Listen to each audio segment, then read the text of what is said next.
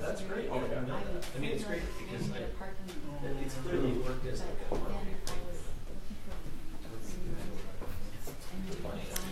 you can stand right here. Yeah, that's fine. And you can come up too, man. Oh yeah, come on, That's fine, yeah. You have to stand with Mary, us. this is Gail Zima. This is Mary Felskowski. She's an assembly person. 2-time survivor. And 2-time survivor, yes. And this is Ann. I'm very Would you stand up here with us? We should move the signs over. Yeah, maybe a little bit. Well, we've got a screen there. That's Yeah, probably that's true. that's part of the problem. Yeah, there you go. And I'll kind of stand here, I think. So. Yeah,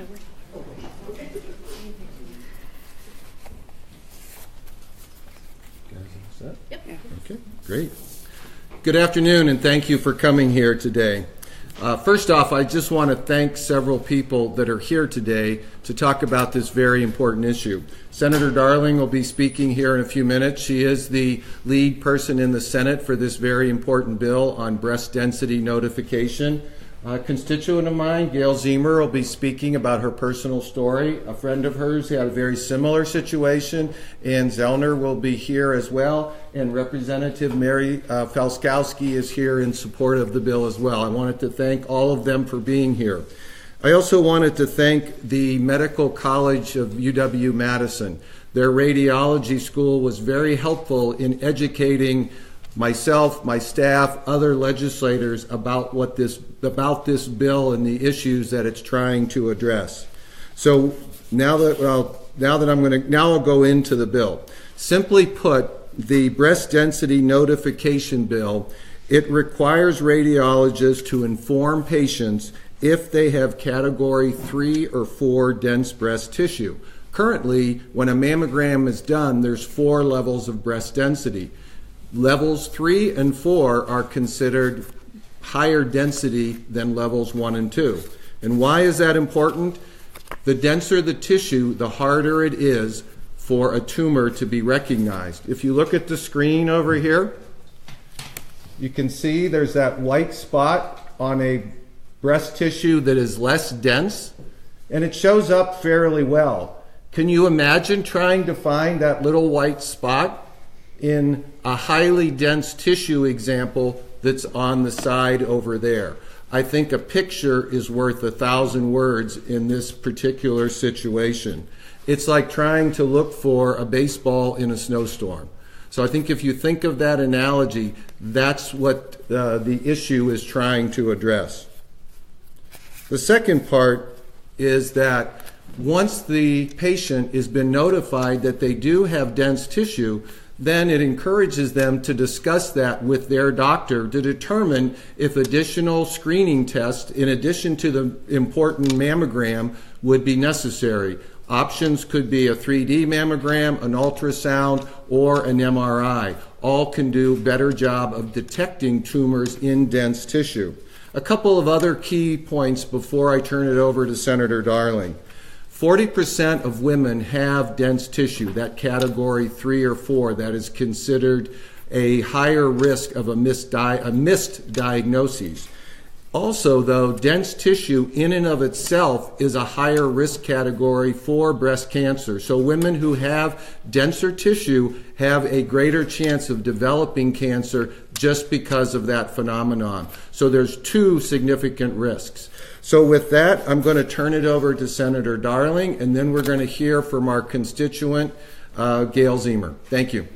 Thank you, Representative Rohrkast. I'm very honored to be here today with this distinguished group of individuals advocating for dense breast cancer notification for dense breasts. I think many of us don't have any idea about why this would be such a problem.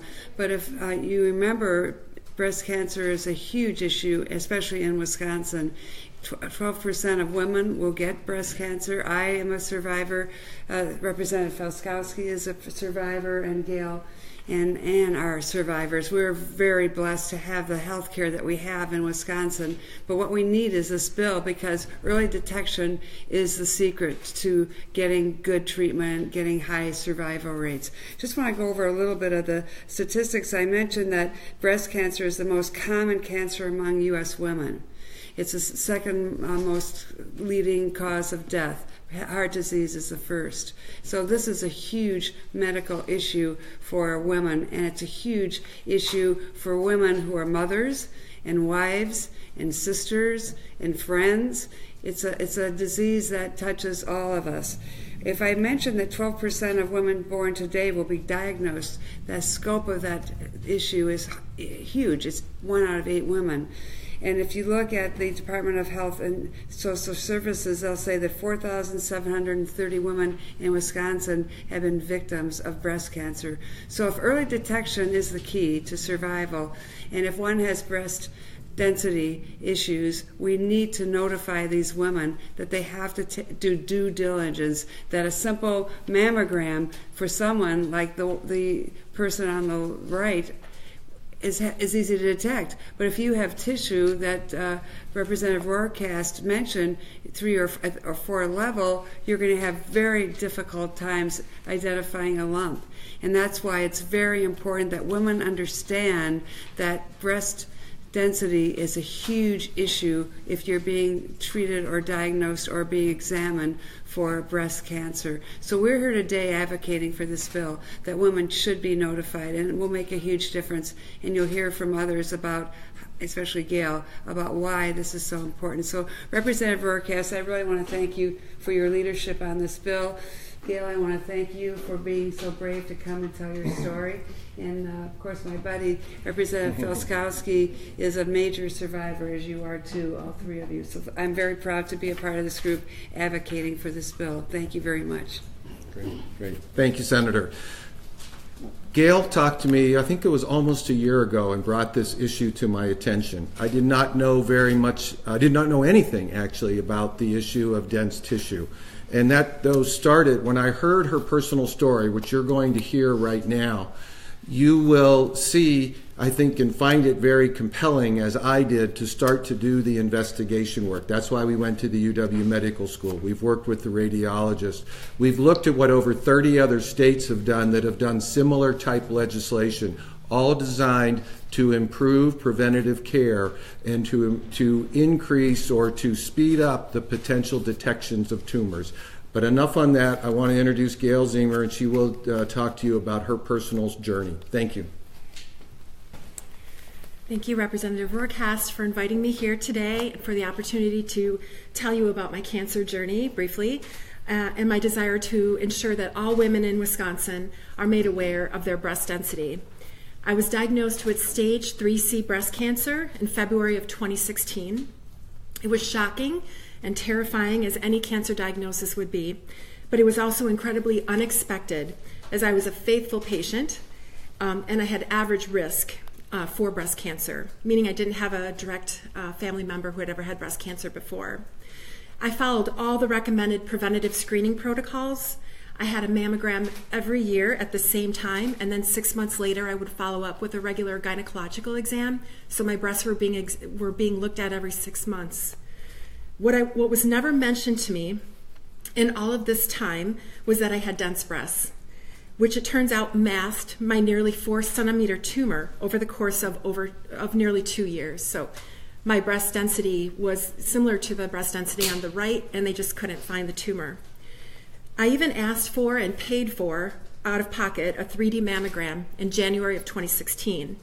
This screening tool is considered the gold standard for women, and it in fact does have the capacity to find more tumors sooner. However, that was not the case for me. My radiologist eventually told me that finding my tumor was like looking for a polar bear in a snowstorm. I immediately thought, why was I never informed of this incredibly important information about my breast health? I spent a lot of time researching breast density as I was going through 6 rounds of chemotherapy, a double mastectomy, 30 rounds of radiation, and targeted chemotherapy for the past year. That's when I found that other women, like my new friend Anne, who is from the Milwaukee area, there's many of us, like Anne and I, who have been diagnosed with late-stage breast cancer due to tumors being missed based on our breast density. I found out at that point that Wisconsin was not a state that required women to be informed about their breast density, so I contacted Representative Vercast and I asked if he could help me change this. Representative Vercast understood very quickly that legislation like this would offer equal access for women to early detection of breast cancer. Women need full notification of their breast health in order to make informed, educated decisions about their screening options that are available to them. The only way to know if you have breast cancer, by the way, is to get a mammogram. And this very important screening tool has proven to be the first line of defense for early breast cancer detection. But for women like Anne and I, nearly 40% of women in Wisconsin, we do not have this early detection luxury currently. We need to do better, and I know Wisconsin takes women's health care very seriously. Notification and education of all risk factors for breast cancer, including breast density, will empower women and save lives through prevention of late-stage diagnosis. Thank you. Great, thank you. I think that really that story says it all. This is about prevention. This is about women's health. And with that, be happy to take any questions, or either for me or from Senator Darling or Gail, maybe if you'd be willing to answer a question or two. Once a woman is notified that they have a dense breast, what then if the doctor isn't willing, or if you, in your case you got the 3D mammogram, I mean, is the hope that a doctor would then prescribe an MRI or some other test, or what happens next, I guess? Right, so currently there's many breast screening centers in the state that offer 3D mammograms, which we would highly recommend a 3D mammogram. And after that, if you ask about your breast density and you are given either told that you have heterogeneously dense or extremely dense breasts, then really talking with your doctor about other screening options would be your best bet at this point. And those options currently include ultrasound, which can be a handheld ultrasound, but there is new technology coming through now for full breast ultrasounds actually in Wisconsin. And also a breast MRI would be another option. I know there's also new technology coming through for quick breast MRIs, which will be very exciting. Currently that's not available, but we're hoping for that soon. But yes, those two options are available. And just because you have dense breasts doesn't mean you're going to get cancer. You just get at a higher risk. So additional screening tools would be an excellent option for a woman. Any idea if the other, I mean, I know mammograms are generally covered by insurance. Any idea if the other things we're talking about are generally covered by insurance? It kind of depends. Some insurers, it could depend on certain things. Some insurers may cover the additional test. It could also depend on how they're coded or how it's then presented to the insured company, if whether it's an insurance company or maybe it could be a private employer self-insured health care plan. So some tests could be covered, some may not be. I think and that's no different from other procedures that there could be, some are covered, some may not be covered. But this puts the information back into the hands of the patient, of the woman, to talk with her doctor and to determine if additional tests would be warranted. I'm a former HR person that had to set up healthcare plans. With what I've learned, I would be advocating that our plan would cover these kind of additional tests. And that's where I think the healthcare industry is going. This is a newer issue, but where they're going is they want to develop or devote more resources toward preventative care, and that's what really this is. This will save a significant amount of money if they can diagnose this in stage 1 versus stage 3 that Gail experienced. So that's the trade-off that we need to constantly look at. But again, we're giving the individual that ability to determine what's best for them in conjunction with talking with their doctor. Is your hope to get this through yet this fall, or what's your Yes, we would like to get it through this or in early January, yes. We want to get it in this session. We think we've got a good amount of support that's building for it. So why is Wisconsin not one of the 31 states? The release mentions this federally mandated summary of mammography results. Are patients in Wisconsin not getting that, or does it not address dense breasts? It doesn't specifically address if they're in those higher risk categories. It doesn't explain to the patient what that means, basically. Right. What the letter that a woman gets after she has a mammogram is usually handed to her like on a postcard or given sent to her in the mail a few days after a mammogram, and it basically says everything's okay, see you in a year. But this notification would then be on that federally mandated letter that we all get anyway. So yes, women of Wisconsin are getting that letter, but it's not mentioning anything about their density. Why is that? I mean, it seems like the physician is remiss in not stating that to you. Where's the disconnect here? Why? Well, that's why we're putting the legislation forth. I mean, we want to. This is. I think we have to be careful not to criticize the healthcare community. They're always learning just as we are, and this is an issue of education, not just for women and their own health, but it's also an education of the healthcare community. And again, going back to setting up healthcare plans, there would be new treatments, new medications that would come out all the time, and you would have to then make those determinations. So you constantly have to be educating everybody on healthcare issues. This one, it came to my attention, and in talking with others, as Representative Felskowski, who went through it, and Senator Darling, I've talked to others and practitioners, radiologists, who are very supportive of this legislation because they want to ensure that education happens, not just for the patient, but for the doctors as well. So a normal, an MD may not have this latest information that a radiologist would have. Shouldn't it be on them, though, to, especially, we've got a hospital like the UW, they're supposed to be educated. They're supposed to have that top knowledge. Everything's a process of when an issue comes up, then how do you deal with that? This is one way of educating that. Senator Darling? I think we're just saying there should be more emphasis put on the individual, not just having the professional have the information. So we're saying the professional should be able to make judgments like that, but we think that the consumer of healthcare, the person, should have access to that notification and that knowledge. Because, why do you want to hand over the future of your healthcare to just your professional? Why? I think most people want to take control themselves of what's happening to their body. And I think we're into a more consumer-driven healthcare history. People think they should know more. They want to have access to information. They want to be more in charge, and they want to get coordinated care. So I think this puts the woman in the driver's seat to be able to get notification and have more access to ask better questions.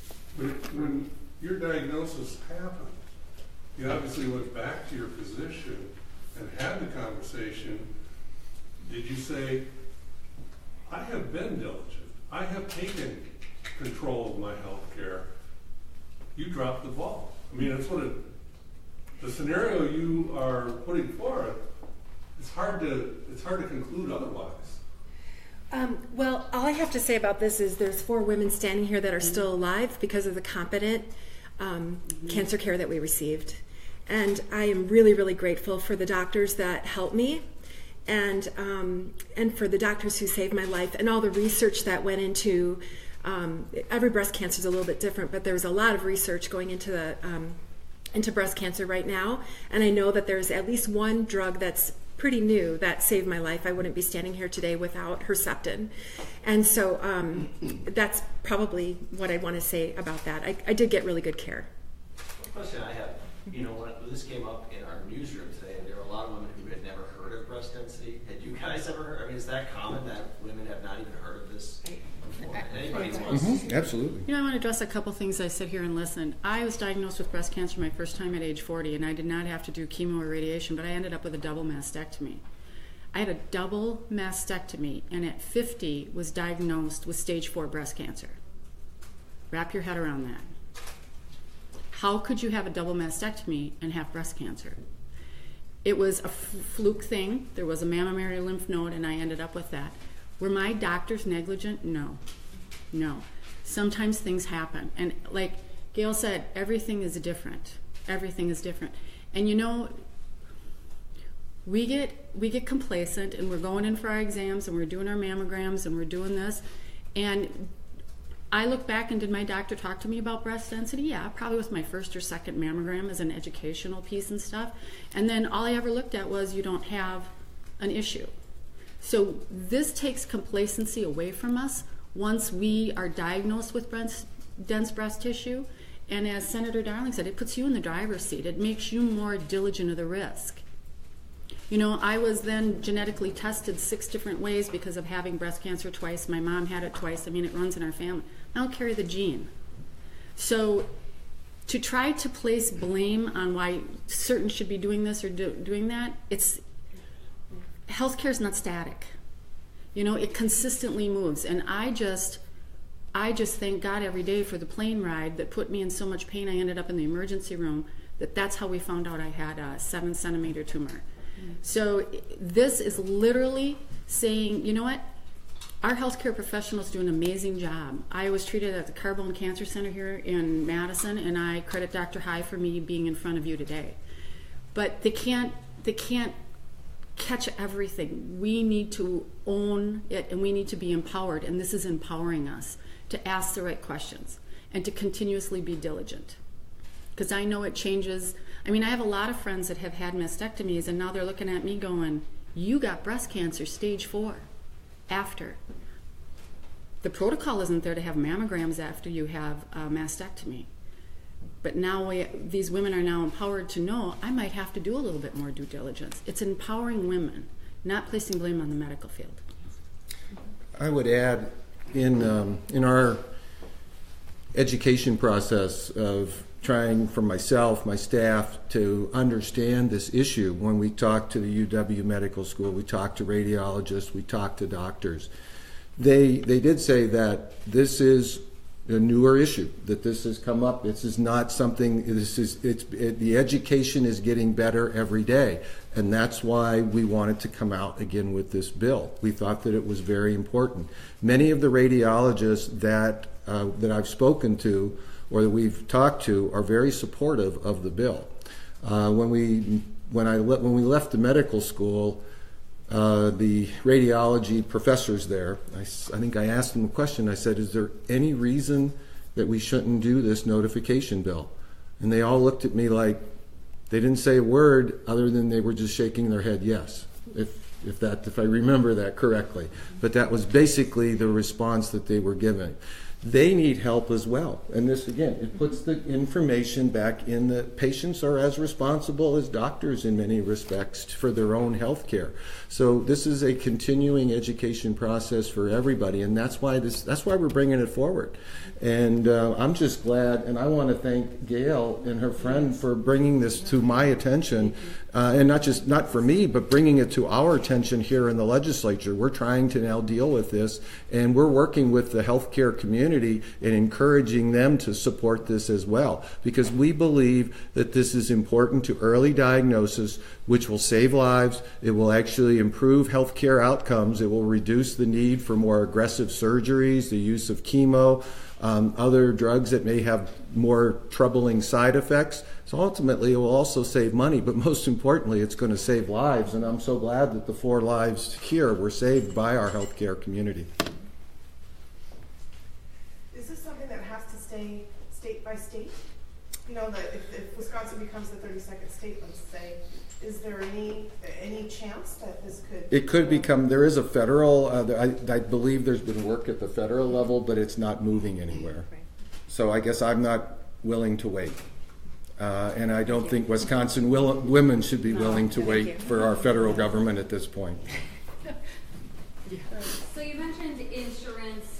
You would advocate for insurance covering those additional screenings. That's not in this bill, correct? That would be something in the future.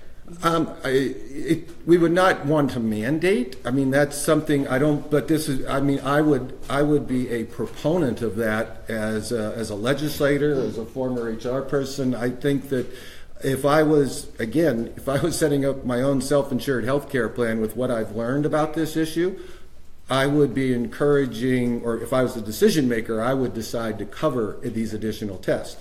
Again, though, we need to work this as an education process, and hopefully then more insurance carriers will cover this without any complications. All right, thank you, everybody. Great, thank you. Feel free if you have any questions, come up and see us, or Gail might be willing to talk as well. That was Yeah, awesome. you did great. Thank you. Thank you so much. Sure. Sure.